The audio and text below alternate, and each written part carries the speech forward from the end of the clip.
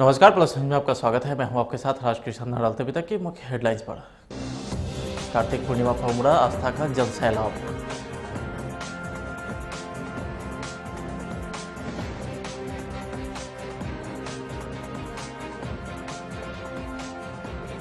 बिहार का सबसे लंबा एलिवेटेड रोड का हुआ उद्घाटन।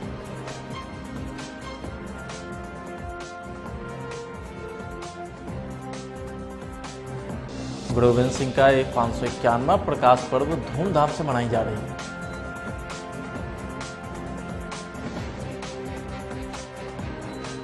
पटना में अपराधियों का तांडव जारी, दानापुर के बाद फतुहा में युवक की गोली मारकर हत्या।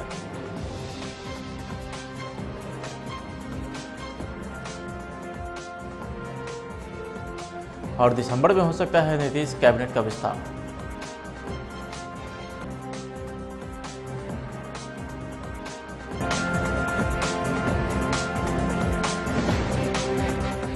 अब खबरें विस्तार से।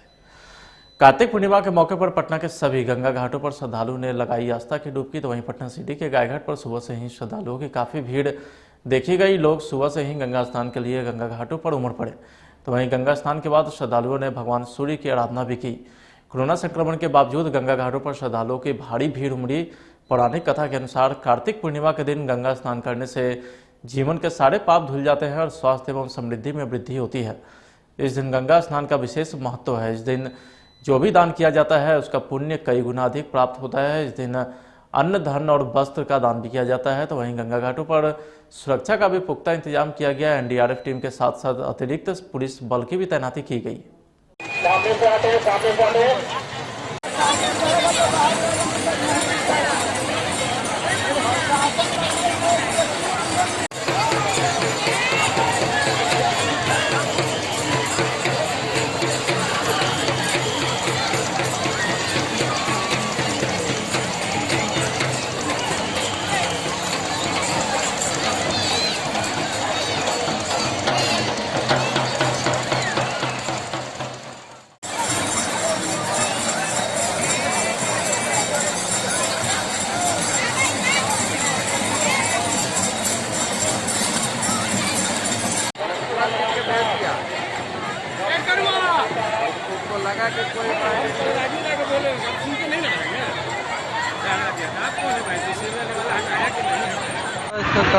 कार्तिक पूर्णिमा का जो महत्व है गंगा स्नान का, वो बहुत बड़ा महत्व है।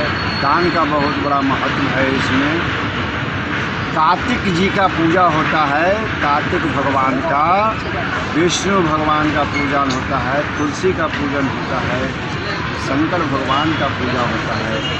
ये सब करने से सारी मनोकामना की पूर्ति होती है, इच्छा पूर्ति होती है, धन की वृद्धि होती है, आयु की वृद्धि होती है, वंश की वृद्धि होती है, कुल की वृद्धि होती है, श्रद्धा भक्ति की वृद्धि होती है, यश की वृद्धि होती है, लक्ष्मी की वृद्धि होती है। कार्तिक का व्रत करने वाला इंसान डायरेक्ट वैकुंठ को वास करता है।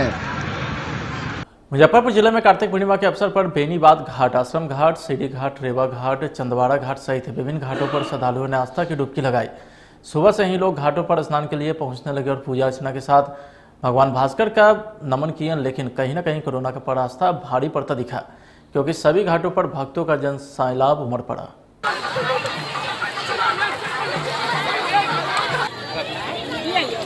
पर्व का क्या महत्व है और क्या? कार्तिक मास का पावन महीना का पावन अवसर पे आज गंगा स्नान पे हम लोग गंगा घाट के किनारे स्नान करने आए हैं और मस्ती भी की है बच्चों के साथ। अच्छे से हम लोग अपने अपने घर से बना के कुछ लाए और अच्छे से खाना पीना सारा चीज़ किए हैं। नहीं, यहाँ पे कोई कोरोना कोई डर नहीं है, न मास्क है न सैनिटाइजर, ऐसा कुछ डर नहीं है। मास्क एक्चुअली हम लोग लगा करके आए हैं। हाँ, लेकिन कोई डर नहीं है कहीं आस्था पर डर है? नहीं, डर तो नहीं। आपने सोशल डिस्टेंस बना करके लोग सोशल डिस्टेंस करिए और मास्क लगा के आए हैं और यहाँ निकाल के और गंगा घाट पे नहाए हैं। डर क्या है, आस्था है, तो आस्था के कारण तो हम लोग डरते भी नहीं है। छठ भी किए, पूजा तो कर लिए हैं, स्नान भी हो गया है, स्नान करके पूजा किए हैं। नदी पर जो नियम है सत्तू का, खजूरी का, कचरी मूढ़ी सब उसको खिला रहे हैं। अपने से बनाते हैं? नदी से बना के खिला रहे हैं। ओहो, पूरे परिवार को? कैसा लग रहा है यहाँ पर? परिवार के साथ है, कोई डर भय नहीं कोरोना से? डर काहे लगेगा, हम लोग बैठे हुए सब कोरोना का डर सब छीट-फूट है, नहीं डर। नहीं डर है। कैसा लग रहा है अब? बहुत अच्छा लग रहा है और पानी भी बहुत अच्छा लग रहा है। पानी भी बहुत अच्छा। क्या महत्वता है इस पूजा की? आज के दिन जो पूर्णिमा के दिन जो भी नहाता है हाँ। उसका कष्ट का निवारण होता है।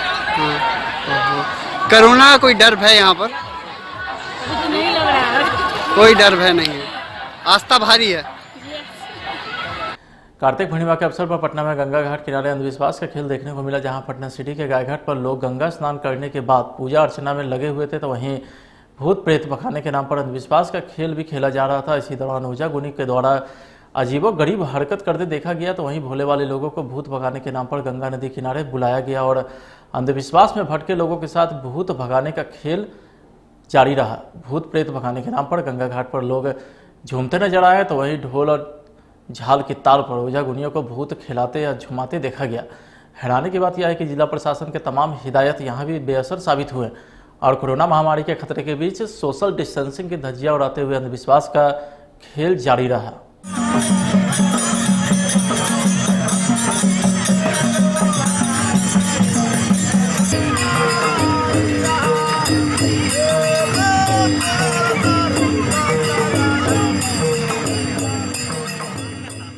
कार्तिक पूर्णिमा के मौके पर गंगा स्नान के लिए घाटों पर जहां श्रद्धालुओं की भारी भीड़ उमड़ पड़ी, तो वहीं श्रद्धालुओं की सुरक्षा व्यवस्था को लेकर पटना सिटी के भद्रघाट स्थित गंगा नदी पर बने पीपा पुल को ही बंद कर दिया गया, जिसके कारण यात्रियों को काफी परेशानी हुई।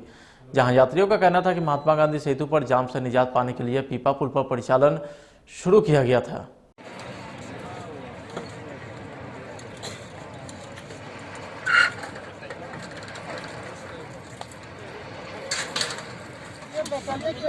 एक नंबर कोई व्यवस्था नहीं है। हम लोग काफी दूर से आ रहे हैं। अच्छा। हाजीपुर से आने में यहाँ तक हम लोगों को 2.5 घंटा लगा है, यहाँ तक आने में। यहाँ आने के बाद में कल भी मैं शाम को इधर से गया हूँ तो ये बंद नहीं था। अब कोई इन्फॉर्मेशन नहीं, आज आ रहा हूँ तो इधर बंद है, उधर से कैसे निकल के चले आए? क्या बात बाइक से है। हाजीपुर में तो बंद है। कहाँ बंद है? कहाँ बंद? बंद रहता तो फिर बाइक आता कैसे? जब एक नंबर बंद होता है तो लोग ऐसे नहीं करते। चुप रहा।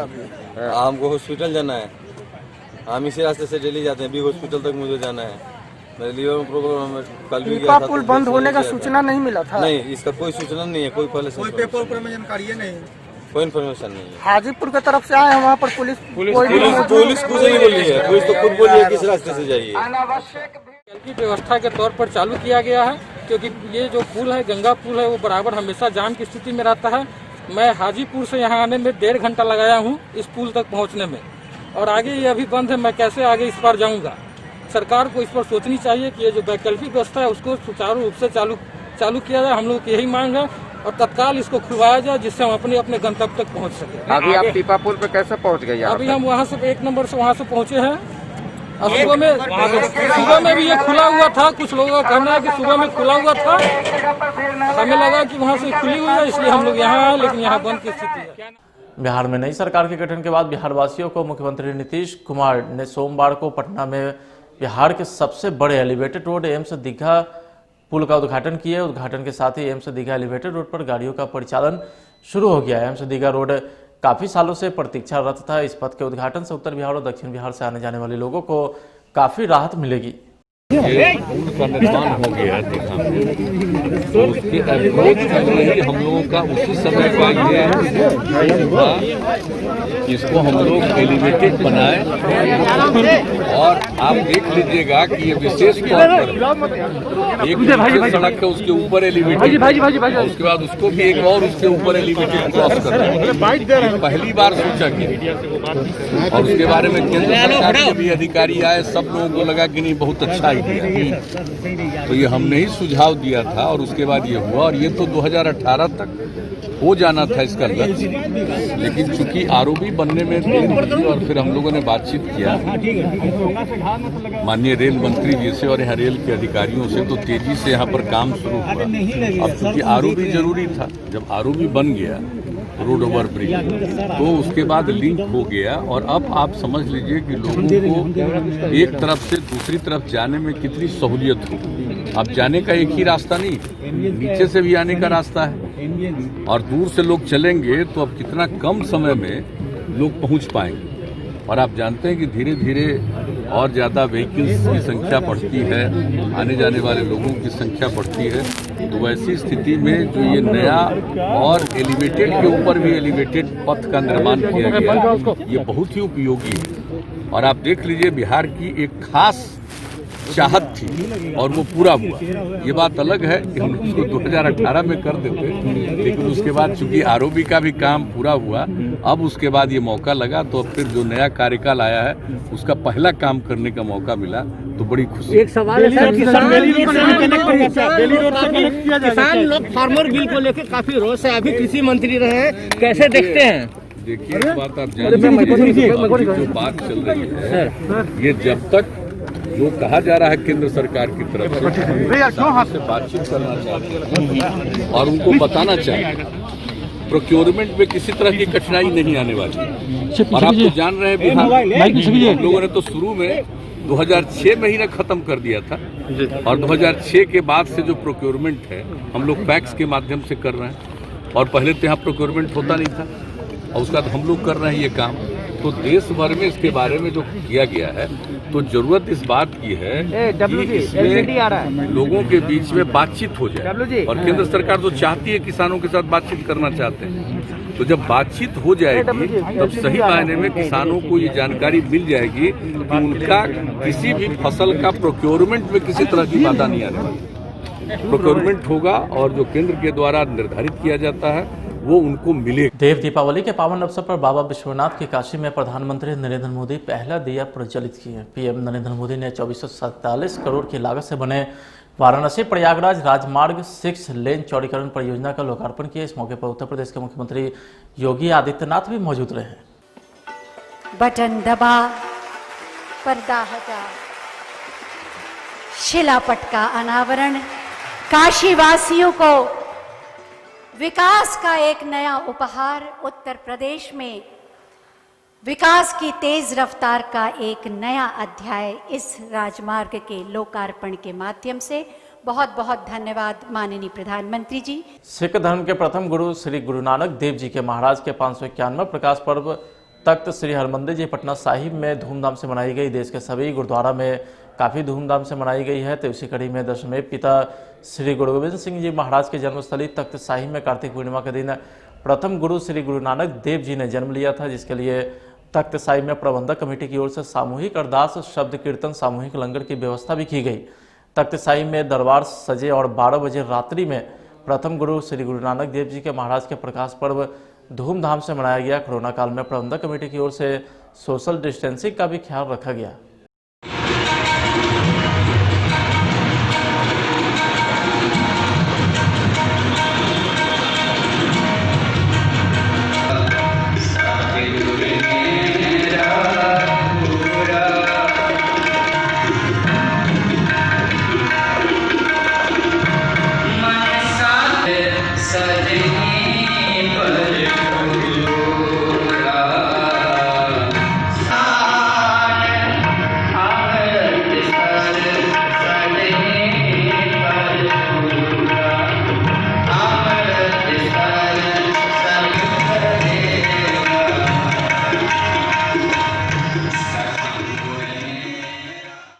रमन प्रकाश बंका आईपीएस स्मृति ट्रस्ट पटना के द्वारा चैम्बर ऑफ कॉमर्स में रमन अवार्ड वितरण समारोह का आयोजन किया गया। इस अवसर पर मुख्य अतिथि महेश गोयल, मुख्य प्रबंधक state bank of India Patna व ट्रस्ट के चेयरमैन ओम प्रकाश बंका सहित अन्य गणमान्य अतिथि ने सर्वप्रथम रमन प्रकाश बंका के चित्र पर माल्यार्पण कर श्रद्धा सुमन अर्पित की। अतिथि महेश गोयल ने अपने संबोधन में आईपीएस रमन प्रकाश बंका के जीवन पर प्रकाश डालते हुए कहा कि छात्रों को उनके अदम्य साहस, सरल जीवन और देशभक्ति की भावना से सीख लेनी चाहिए।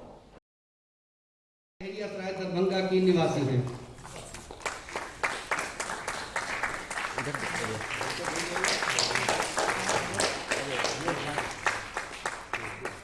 आईएससी, आईए और आईकॉम, इसके बाद 10th के ओवरऑल टॉपर।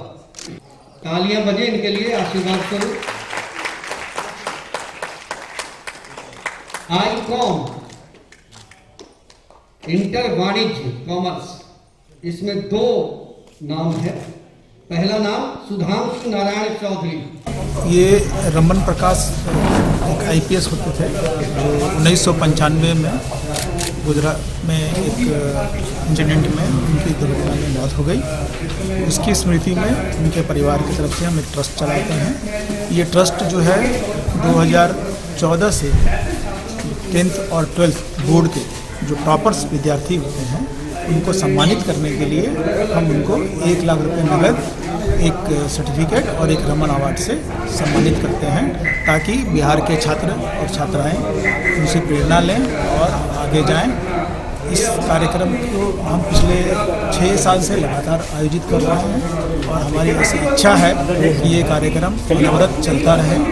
जिस तरह से विश्व भर में नोबेल प्राइज़ बहुत प्रसिद्ध है, हम चाहते हैं कि रमन प्राइज़ भी जो है, रमन अवार्ड भी जो है पूरे बिहार में खूब प्रसिद्ध हो, लोग इससे प्रेरणा प्राप्त करें और आगे बढ़ें। कितने बच्चों का सम्मान किया? आज हम लोग 6 बच्चों को सम्मानित कर रहे हैं, जिसमें 12th के 4 बच्चे हैं, जिसमें आर्ट्स टॉपर, साइंस टॉपर और कॉमर्स के टॉपर हैं। एक जगह संयुक्त रूप से टॉपर हैं और इसी तरह से हम 10th के टॉपर और हर साल 10th के गर्ल्स टॉपर को एक अलग से हम जो है, अगर वो टॉपर लड़की पहले से है तो हम एक दूसरी लड़की को टॉपर को सम्मानित करते हैं और सबको हम 1 लाख रुपए का चेक देते हैं। बिहार के नई नवी सरकार के मंत्रिमंडल का बहुत ही जल्द विस्तार हो सकता है, ऐसी चर्चा जोरों पर है। लेकिन इस मंत्रिमंडल विस्तार में किसी मुस्लिम नेता को मंत्री बनाया जाएगा या नहीं, या लाख टके का सवाल है। आपको बता दें कि जदयू में इस वक्त 5 मुस्लिम एमएलसी हैं। गुलाम रसूल बलियाबी राजद के जदयू में आए, कमरे आलम, गुलाम गौस, तनवीर अख्तर और खालिद अनवर। चर्चा है कि इन्हीं 5 में से किन्हीं को नीतीश कुमार मंत्री बना सकते हैं। लेकिन एक चर्चा और भी बहुत तेज है और वह है बसपा से एकमात्र चुनाव जीते जमा खान का। अररिया नगर परिषद क्षेत्र में जिला पदाधिकारी ने दल बदल के साथ सघन मास्क चेकिंग अभियान चलाया। इस दौरान बिना मास्क पाए गए सैकड़ों लोगों का चालान काटा गया। इस दौरान जिला पदाधिकारी ने एक बस और 6 दुकानों को भी सील किया।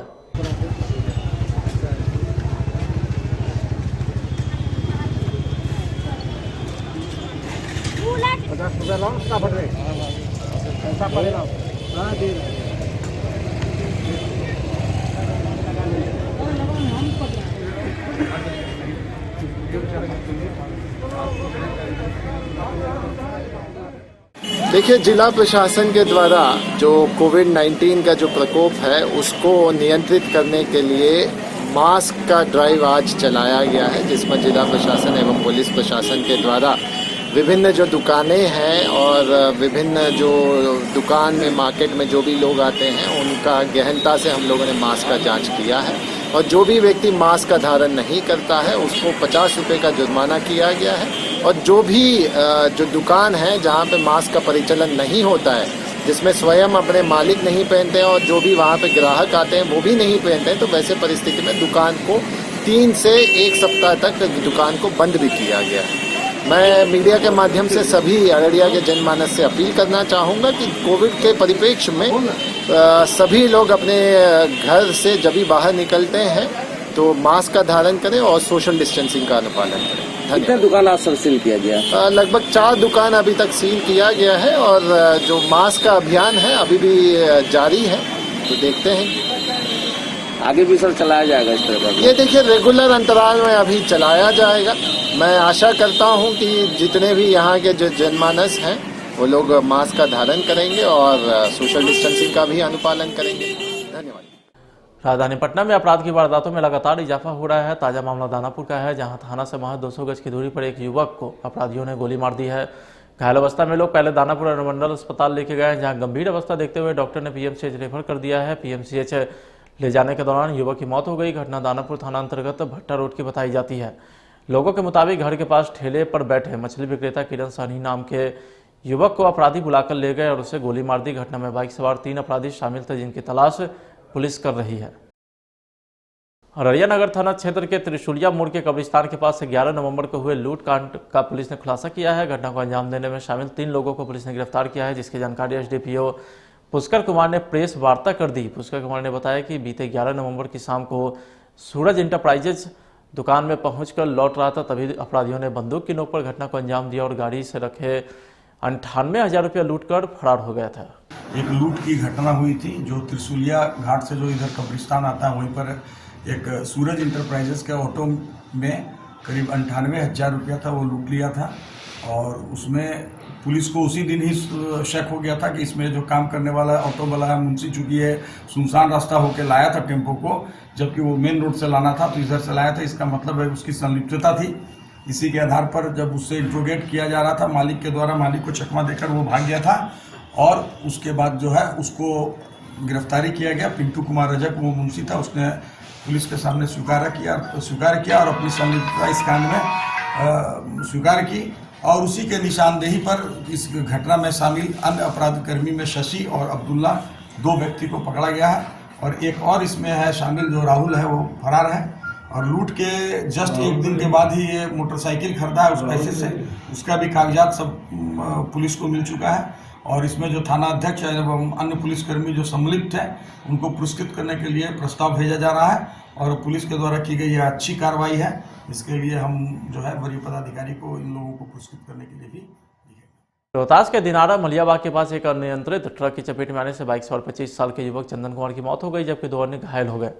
मृतक चंदन सूर्यपुरा के निवासी था और अपने एक मित्र से मिलने जा रहा था। इसी दौरान मलियाबाग में हादसे का शिकार हो गया। चंदन इसका नाम है, चंदन कुमार नाम है। इसका दोस्त एक्सीडेंट किया था डुमराव के सामने, ये देखने के लिए जा रहा था कि जरा हम जाकर देख लें, तो बोला कि नहीं हम ठीक हैं। तब तक से मलियाबाग चौक पर गया, जो पहुंचा मलियाबाग चौक पर और उसको ट्रक उधर से दिनारा की तरफ से जा रही थी, आरा की तरफ, वो मार दिया। क्या चीज़ से थे? मोटरसाइकिल से था, 3 आदमी। 2 आदमी अभी घायल है जो ये कोरोना में भर्ती है विक्रमगंज में। क्या नाम है मृतक का? मृतक का नाम है चंदन कुमार। उम्र कितना है? उम्र है 25 वर्ष करीब। क्या करते थे ये काम करते थे प्राइवेट में, 20-25 हज़ार रुपये का काम करते थे। क्या नाम? गाड़ी चलाते थे। हमारा नाम है सीता सिंह, पूर्व मुखिया सिरपुरा पंचायत। कौन लगता है? वो भतीजा लगता है। हाँ, 3 लोग जाकर घटना हो गई तो अपने से बढ़ा जाए, अस्पताल बढ़ा जाए और बोली एक की मौत हो गई। तो कहो कहीं नहीं। मुजफ्फरपुर जिले के गायघाट पुलिस ने हाईवे लूटपाट गिरोह के 5 सदस्यों को हथियार व लूट के सामान के साथ धर दबोचा है और इस गिरोह का पर्दाफाश कर दिया। तो वहीं बताया जा रहा है कि क्षेत्र के बबून बन्नी चौक के समीप किसी बड़ी घटना को अंजाम देने के लिए तकरीबन आधा दर्जन की संख्या में अपराधी इकट्ठे हुए थे, जिसकी सूचना मिलते ही गायघाट थानाध्यक्ष नरेंद्र कुमार के नेतृत्व में दल बदल के साथ उक्त स्थल पर छापेमारी कर 5 शातिर अपराधी को गिरफ्तार किया।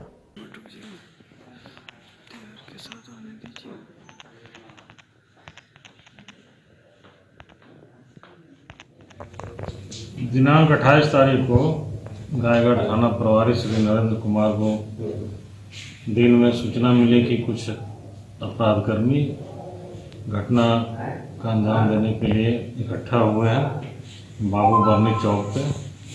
सूचना पे अपने थाना के दलबल के साथ में वहाँ पहुँचे तो अपराधकर्मी लोग इन्हें देख करके भागने लगे, जिनमें से 4 को खदेड़ करके पकड़ लिया गया।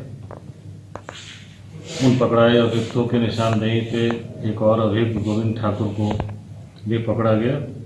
गोविंद ठाकुर द्वारा बताया गया कि वे 26 तारीख को एक ट्रक लूट की घटना हुई थी जिसमें आलू प्याज था, जिसको भी लूट लिया गया था। उस घटना में लोग सभी शामिल थे। उनके निशानदेही पे लूटी गई आलू और प्याज को बरामद किया गया। लूटा गया ट्रक 26 तारीख को पहले ही बरामद कर लिया गया है। इन लोगों के पास से 2 लोडेड कट्टा, मोबाइल, स्कॉर्पियो गाड़ी, 5 किलो गांजा आदि की बरामदगी हुई है। इन लोग गांजा का भी कारोबार में लिप्त रहते हैं। ये पुलिस के लिए एक अच्छी उपलब्धि है। हाईवे लुटेरे गैंग का उद्भेदन हुआ है। पटना से सटे फतुहा थाना क्षेत्र के बुद्धदेव चक स्थित 4 लेन में बाइक सवार अपराधियों ने स्कॉर्पियो सवार ड्राइवर को गोली मारकर स्कॉर्पियो लूट ली। फतुहा डीएसपी समेत विभिन्न थानों की पुलिस ने मौके पर पहुंचकर पूरे मामले की जांच की। बाद में पुलिस ने सबको अपने कब्जे में लेकर पोस्टमार्टम के लिए एनएमसीएच भेज दिया। मृतक ड्राइवर के पास से मिले पहचान पत्र से मृतक की पहचान नवादा जिले के कौआकोल निवासी सत्येंद्र यादव के रूप में की गई है। बिहार के रोहतास के चनारी विधानसभा क्षेत्र के कांग्रेस के विधायक मुरारी प्रसाद गौतम ने कहा है कि एनडीए की सरकार ने युवाओं के लिए 19 लाख नौकरी का वादा कर अगर मुकरेगी तो इसके लिए महागठबंधन के सभी घटक दल प्रदेश में एक बड़ा आंदोलन खड़ा करेंगे। उन्होंने कहा कि अगर महागठबंधन की सरकार बनती हो तो कैबिनेट की पहली बैठक में ही 10 लाख लोगों को रोजगार उपलब्ध कराने की घोषणा होती, लेकिन जब जनता ने एनडीए को मौका दिया है तो केंद्र से लेकर राज्य की सरकार को इसके लिए आगे आना होगा, अन्यथा महागठबंधन के घटक दल बेरोजगार युवाओं के साथ आंदोलन को बाध्य होंगे। अब एनडीए की गवर्नमेंट आज से नहीं, इससे पहले भी बनी है और सरकारी नौकरी तो मुझे नहीं लग रहा है कि ये इतने वर्षों में दे पाए हैं, या केंद्र की सरकार हो या बिहार की सरकार हो, या बिहार में डबल इंजन की सरकार चल रही है। अभी तक रोजगार के बारे में हम लोगों ने नहीं देखा कि सरकारी नौकरी इन लोगों ने मुहैया कराई है। अब 19 लाख कहे हैं, देखते हैं हम लोग। हमारी तो सरकार अगर बननी होती तो हमारे नेता ने स्पष्ट कहा था कि पहली कैबिनेट की बैठक में पहली कलम से 10 लाख नौजवानों को रोजगार दी जाएगी। अब हमारी सरकार बनी नहीं, एनडीए की गवर्नमेंट है। देखते हैं हम लोग। सरकार ने सदन से लेकर सड़क तक हमारे नेता और हम सभी महागठबंधन के जितने भी साथी हैं, सब लोग सदन से लेकर सड़क तक उतरेंगे। नौजवानों को रोजगार की लड़ाई हम लोग लड़ेंगे। पटना के कारगिल चौक पर भारतीय मित्र पार्टी ने किसानों के समर्थन में प्रदर्शन किया है। राष्ट्रीय अध्यक्ष धनेश्वर महतो के नेतृत्व में दर्जनों कार्यकर्ता ने केंद्र सरकार के खिलाफ मार्च निकाला और केंद्र की सरकार पर जमकर हमला बोला। नहीं चलेगी, नहीं चलेगी, मोदी तेरी तानाशाही नहीं चलेगी, नहीं चलेगी, काला कानून वापस लो, वापस लो, वापस लो, काला कानून वापस लो, वापस लो, वापस लो, मोदी तेरी तानाशाही नहीं चलेगी, नहीं चलेगी। होगा नहीं मानने का तो कोई प्रश्न ही नहीं उठता है। जनता से सरकार है, सरकार से जनता नहीं है। यदि जनता सरकार बनाना जानती है तो ऐसी सरकार को सर से पटकना भी जानती है ये जनता। किसान के दम पे ये देश चल रहा है, ये सरकार चल रही है, और जब किसान विरोधी सरकार कानून लाएगी तो उसका हिंदुस्तान का एक एक नागरिक विरोध करेगा। और अभी तो बिहार में इसकी चालू हुआ है, जो केंद्र सरकार ये टीवी चैनलों पे बैठ के कह रही है कि बिहार में प्रदर्शन नहीं है, तो बिहार में प्रदर्शन चालू हो गया है। उत्तर प्रदेश में प्रदर्शन नहीं है, उत्तर प्रदेश में प्रदर्शन चालू हो गया है। यानी कि कुल मिला के जितने बड़े स्टेट हैं सब में प्रदर्शन चालू हो गया है सरकार के विरोध। शादी ब्याह के सीजन में बिहार में हर्ष फायरिंग की घटनाएं लगातार बढ़ती जा रही है। हर्ष फायरिंग की घटना में भोजपुर जिले में जहां एक किशोर को गोली लगी है तो वह गंभीर रूप से जख्मी हो गया है, तो अब एक हर्ष फायरिंग और तमंचे के साथ डांस करते हुए भोजपुर जिले का ही दूसरा वीडियो बहुत तेजी से वायरल हो रहा है। दरअसल यह वीडियो जिले के सिकरहट्टा थाना क्षेत्र के सिकरौल गांव का है, जहां एक तिलक समारोह में आई डांसर के साथ कुछ युवक हथियार के साथ डांस करते नजर आए।